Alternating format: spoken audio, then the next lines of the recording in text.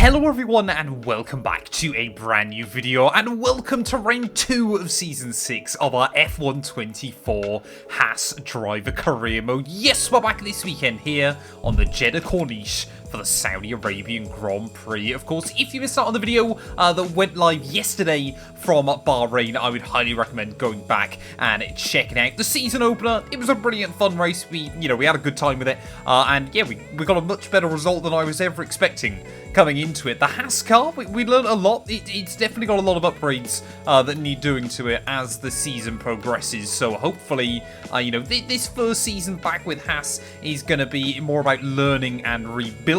And then hopefully next season we're going to be able to try and go for a run at the championship. We're currently the 9th best team on paper, but that didn't stop us taking a podium in the season opener. Admittedly, a lot of things went our way towards the end of that GP, which allowed us to get that big result there. But George Russell, for the second year in a row, he will take victory in Bahrain as well, so he'll be looking to try and mount a championship challenge once again. Of course, if you're new around here and you aren't already, please do consider getting yourself subscribed. I want to see 2025, how close can we get to 200k subs here on the channel? But anyway, let's head out then onto the Jeddah Corniche. Let's head into one-shot qualifying. Welcome to Jeddah Corniche, one of the fastest circuits on the calendar, but let's see who will be the fastest of them all. It's time to set the grid for the Saudi Arabian Grand Prix. Yes, it's time for qualifying. Well, this might sound a bit controversial, but I actually think Jeddah should be hosted right at the end of the season still. I reckon Qatar would be quite a good early championship race, or, to be completely honest, I think Abu Dhabi actually should be brought way forward earlier into the season. But, you kind of got to deal with the cards you've been dealt, and hopefully today we can try and get a good qualifying effort on the board. This track should suit the Haas car quite nicely. Again, obviously, mainly because it's very, very high speed as a venue, but we'll have to wait and see as to how we get on there. Is really trying to throw the car through the S's of Sector 1. So satisfying when you get it hooked up there, and we actually were purple through that first sector, so very, very happy with that one. Clearly, we've got a package that is working pretty well. It'll be around the rest of the lap, though. I feel like we're going to struggle just a little bit more relative to the AI, trying to attack the curbs as best as we can here, there, and everywhere. Of course, luckily, where every car's performance is pretty bunched up, if you get a really good lap in, you can normally springboard your way quite far up the order in a very, very short space of time. You just see the lap slowly as the faster cars, look after their tyres a little bit better, everything like that. Top guys are becoming a bit more competitive. One more corner to go. Nudge the wall on the outside on the way in there. Try not to nudge the inside wall as well. Power down, run up towards the line. We are going to end up down in P11 here. I'll be honest, after Sector 1, that's a little bit disappointing. Well, last weekend's Grand Prix winner, George Russell, will start from pole yet again here in Saudi Arabia there. 4 cars from 4 different teams making up your top 4 coming into qualifying. And yeah, we just took a little bit too much out of the tyre in the first sector there and just left us struggling a bit around the rest of the lap. Ollie Behrman, once again, looking very, very strong up in P12. But again, it's pretty clear that you've kind of got your big 5 teams and then your bottom 5 teams. We put another 3/10 though on Pierre Gasly, so I'm happy about that. But anyway, let's head into the race. We're here today on the shores of the Red Sea in the lower Hejaz Mountains to visit one of the newest circuits on the Formula One calendar, Jeddah, home to what we all hope is going to be a thrilling Saudi Arabian Grand Prix. So let's take a look at a topographical map of the Jeddah Street circuit. As you can see, a number of challenging corners for the drivers to master here. We'll see just how much the teams have benefited from their time spent in practice this weekend. And like many street circuits, this track has the potential to punish drivers that get it wrong. Let's hope we avoid any safety cars today. Off the back of a fantastic qualifying session, it's time to see how our starting grid looks like for today's race. George Russell will begin today's event in pole position, and Oscar Piastri completes the front row. Considering the rest of the grid, we have Fernando Alonso, Leclerc, Norris, Verstappen, Stroll, Perez, Hamilton, Fittipaldi, Firestarter, Behrman, Tsunoda, Ocon, Albon, Iwasa, Gasly, Joe, Ricciardo, and Frederick Vesti. Now, it's almost time for lights out, so let's go down to the track. Mate, that podium last time out was great. I know you got a trophy, but hey, I got a little bonus, so let's do more of that, please, this weekend.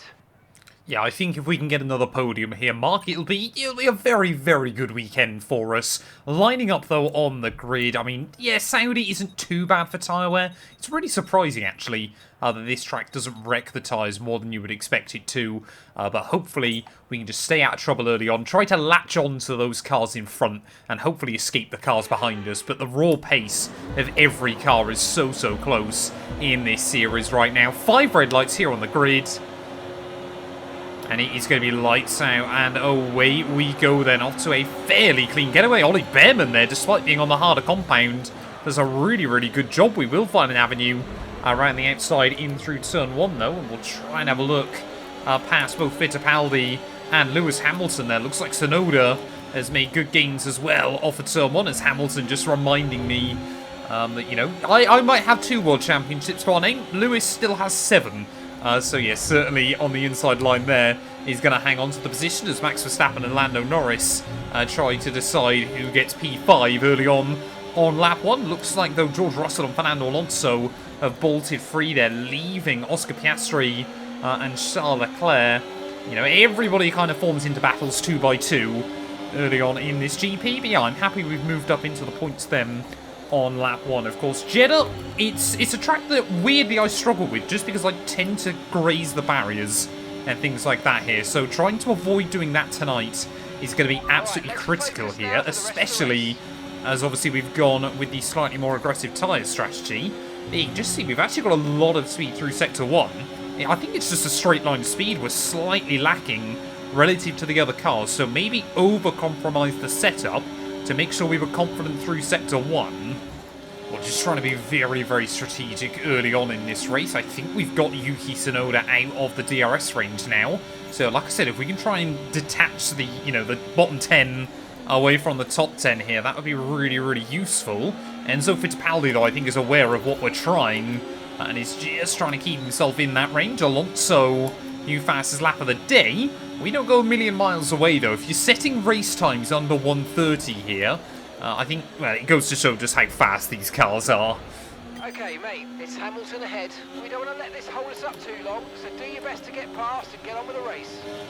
Yep, Mark, I think just starting to get a little bit fed up staring at the back of the Mercedes, so he wants us to try and make the move as soon as we possibly can here. Really does feel like, we're just trying to hang on to these cars in front. I know I could get past Lewis, but then I'd probably just be vulnerable that he would jump us once again. But I guess we'll try and please the team's mini objectives. Don't want to feel the wrath of Mark Priestley at any point early on inside this game, so we'll try and use just a little bit of battery, see if we can put alongside Lewis.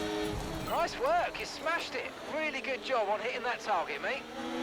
Well, there we go then, happy with that. We even hold the car around the outside through that final corner, so yeah, we've moved up one more, giving ourselves a little bit of extra safety to that gaggle behind us. Here comes Lewis Hamilton once again. Is he going to be able to make the move happen? No, just has to back out down into turn 1. But yeah, kind of everybody now is stuck behind. I believe it's Piastri and Max Verstappen now battling over P3. Oh no, there's a Mercedes as well. Yeah, Charles Leclerc. So we kind of just have got to watch this unfold.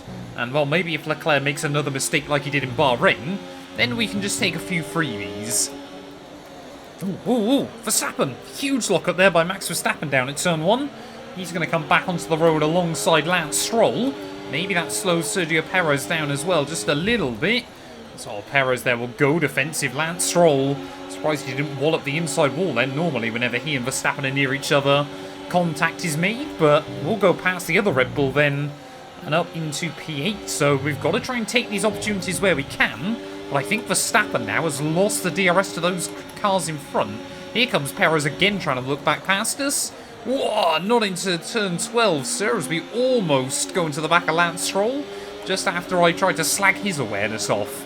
Well, here we go then. It's the battle we all always wanted to see. Max Verstappen versus Lance Stroll. Two of the best of their generation going wheel to wheel. And, I mean, we all knew that was going to happen, didn't we? Lance Stroll comes out on top, Reminds everybody, those 4 World Championship Verstappen already has to his name. They should be Lance's. Here goes Verstappen again, though. He's only going to do this because of the DRS. Never mind the fact Lance had it beforehand. Never mind that anyway. Lance Stroll trying to defend. Well, get wedged out over the curbing. And Verstappen's had him. What on earth was that? Okay. Oh, I mean, I'm impressed we didn't hit a wall or anything, but that has got to be one of the weirdest moments I've ever had on this game. Just huge moment. Making our way out of the S's there, and suddenly, well, hopes of points have been absolutely hampered there. I mean, like I said, I'm lucky we didn't hit a wall or rip a wheel off the car, but just got a little bit loose over the curbing. Back end broke free, and, well, we were, yeah, very, very lucky there. That was almost reminiscent of Mick Schumacher, slightly too early on the lap there, but now we've got to try and carve our way back through the order. It might be worth trying to go for an early pit stop, because we might have done some serious damage to those tyres as well in that moment. Maybe get ourselves back out into some clear air over the next couple of laps. I mean, how bad has the wear been? Not bad at all on the soft compound tyres, so the medium should be able to make it to the end of the afternoon from this point. But, yeah, how on earth did we save that one and not put ourselves in even more trouble? Because, yeah, definitely now we've lost some rear tyre grip, so we will be the first car into the pit lane then. Last weekend we were the last car into the pits. You just see how much we're struggling around with the car there in towards the pit lane. So we've got to try and work an undercut now out of this GP. See if we can try and leapfrog kind of the back half of your field here as tyres going on. Luckily, a fairly clean, tidy pit stop by the team. We're delighted with that. Up to speed now. Let's get some heat into those tyres. I would expect the rest of your runners will be boxing in probably end of lap 10, end of lap 11. So we have got to try and push. The gap to Fred Vesti, 15 seconds, but he doesn't have the DRS. Well, rounding our way then out of the final quarter, we've got a load of AI into the pit lane then, so strategy now starting to come out for the rest of the runners. We've gone fastest, as I think we've got the jump on Fittipaldi here, so there is Lewis Hamilton, but I think unless Fittipaldi's been held up in the pit lane, which might well have happened, I think we have got back to pretty much where we were. I'm not sure I've ever been teammates with Pierre Gasly in any series I've done before. Someone let me know down in the comments. But yeah, I don't think I've ever been his teammate in any game. Bear in mind, I've been doing career modes now for nearly 10 years. That's worrying. But yeah, I don't ever recall having him alongside us there. As it looks like we have got the jump then back on Sergio Perez as well. So that undercut has worked really, really nicely for us here. Yeah, the only problem we've got is there's a 3-second gap to the car in front. So I think Perez just had a slow pit stop. Maybe got held up behind some traffic. But I think there's a William. That must be Ollie Behrman that's still out there right towards the front of the order. But yeah, we're doing all right. There we go, Behrman into the pit lane. So yeah, we're up into P8 then. So this has worked out really, really nicely for us. I've noticed as well, pretty certain it's Lance Stroll in the Aston Martin out behind. So he's actually got really screwed over. Maybe he had to change his front wing in the pit stop as well. But yeah, somehow we've made this work so far. The only problem is we are now in no man's land. We might genuinely not see another car before the end of the afternoon. But a safety car or a red flag, there's always that risk around this place. And Hamilton, Verstappen, Oscar Piastri, and I believe Lando Norris all very close together. They could still come to blows. Oh, we've got yellows. We've got yellows. Who's struggling then in this GP? It might be Max Verstappen. Yes, I think it is. The Dutchman pulling over then. So reliability problems plaguing Verstappen early on this season, and he will not be happy about that one. Red Bull, they need to give him a car that can fight for world championships again. He's brought it right towards the end in the last 2 seasons as well. But Verstappen, our first casualty of the night, and suddenly we're into P7. Well, that is one thing I had forgot after the early years with Haas. This car does have a little bit of a drinking problem, which is very, very awkward for us. We're slightly under on the fuel right now as we go in towards the final third of this GP, but I'm looking at the gap in front. I think what's in our best interest here is to try and get in the range of Oscar Piastri and Lewis Hamilton, and then use the DRS just to kind of save some fuel towards the end of the GP. It's a risky strategy, but without, yeah, Oscar without any DRS either, they are both losing time, kind of battling with each other. It's, I mean, if we don't get there by, I think, lap 20, and then we'll just have to go into fuel-saving mode by ourselves. There's tyre wear warning light also flashing up. Again, I have been nudging the walls. Well, there we go. We are inside the range of Oscar Piastri and Lewis Hamilton now, so all eyes are going to be focused on trying to save up that little bit of extra fuel. What I think's actually done it is we're too good through the first sector. We seem to be, obviously we're on the throttle more than the game was expecting us to be, so we're actually using more fuel because of that. So yeah, we're actually, the car's actually too good here, which is causing our problems. But yeah, we just need now to try and sit in behind, watch these two battle. I want to be a little bit closer than I currently am, but then we can try and go for big lifts in towards the corners there, which would be really, really useful. See, a little bit like that, you can bring the fuel back the right way again. Yeah, and that lap, we've barely used any deficit. Well, with less than 5 laps to go, we have brought the fuel back to where we need it to be. I just want to make sure we've got a little bit extra in reserve before I really try and attack Oscar Piastri and Lewis Hamilton. But once again, this has ended up being a race that has kind of come to us, although that early mistake definitely affected things. I'm not convinced we would have been any higher up the order. It kind of forced us into going for that undercut, which ultimately, yeah, brought us back in a really, really good spot. Helped, of course, yeah, by that Ferrari on the harder compound, because, well, it's Ferrari, isn't it? Of course they go with a really, really stupid strategy. I want to try and have an extra 0.1 laps worth. All I'm worried about, yeah, is running out of fuel on the run up to the line, or that! You've got to be kidding me. We saved the fuel and the MG UK's gone. My first retirement, well, since what? Oh, great, of course. Sorry, mate. Of Just so course. You know, that wasn't your fault. What happened was entirely out of your control there. How fitting is it that after a mechanical failure in just our second race for Haas, of course then, my worst corner inside this game, the autopilot goes and rips the front wheel off. F124, I know it's a new year, I know there was new hope, but I've just been reminded how brutal this game is, and after not a single mechanical failure with Mercedes power, we've come back to the Italians, and the Ferrari power units failed me after less than 2 Grand Prix. The British driver will look up and see the checkered flag first. George Russell takes the checkered flag. And it's always good to get that momentum on your side, and it's really good for your confidence as well. The more confident you are, the further that can take you.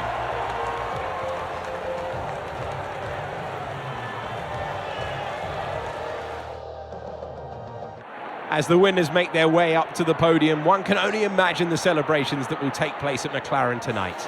Congratulations to everyone on the team, securing the win and proving they're a force to be reckoned with out on the track.